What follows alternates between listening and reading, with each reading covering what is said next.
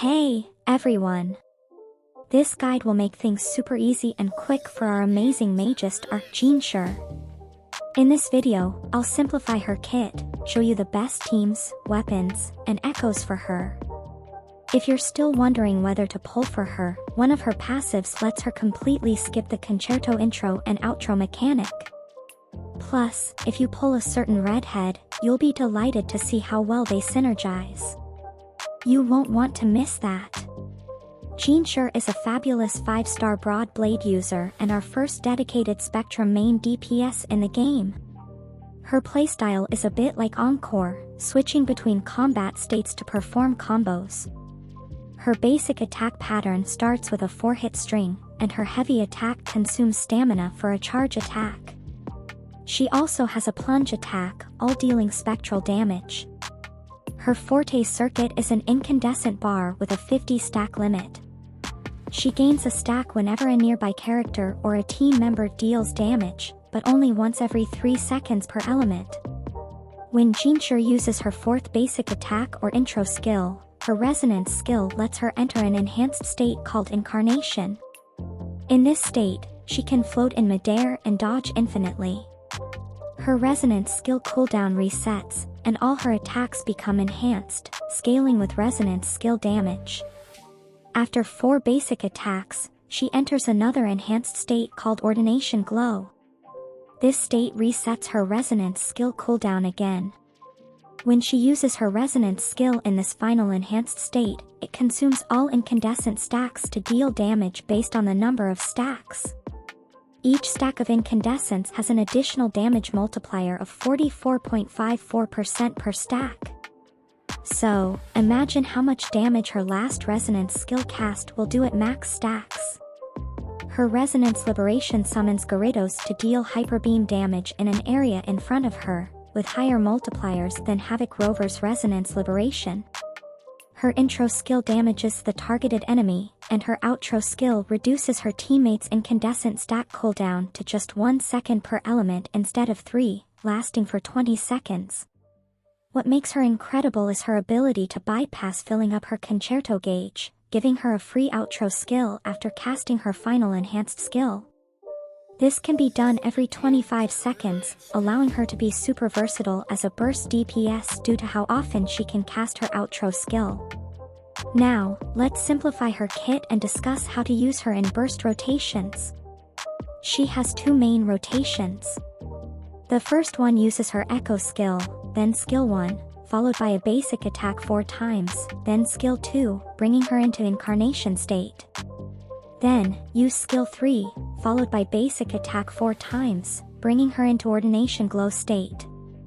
Finally, use her Resonance Liberation skill 4, which is her final skill cast, giving her Unison and allowing her to swap to another character.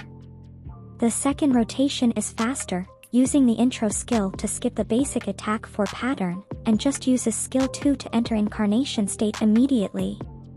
So, it goes intro skill, echo skill, skill 2, bringing her into Incarnation state, then skill 3, followed by basic attack 4 times, bringing her into Ordination Glow state. Then, Resonance Liberation, skill 4, giving her Unison and letting her swap to another character. The second rotation is preferable as it skips the first skill and 4 basic attacks, jumping straight into Incarnation state. When leveling up her skills, prioritize her Forte circuit as it deals most of her damage, followed by Resonance Liberation, her Resonance skill, basic attack, and intro.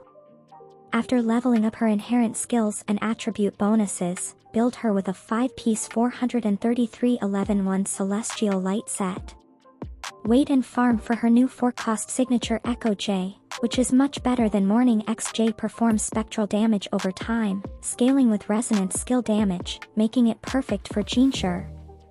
Ensure to get crit rate or crit damage as the main stat, depending on what you need, with spectral damage for her 3 costs and attack damage for her 1 cost.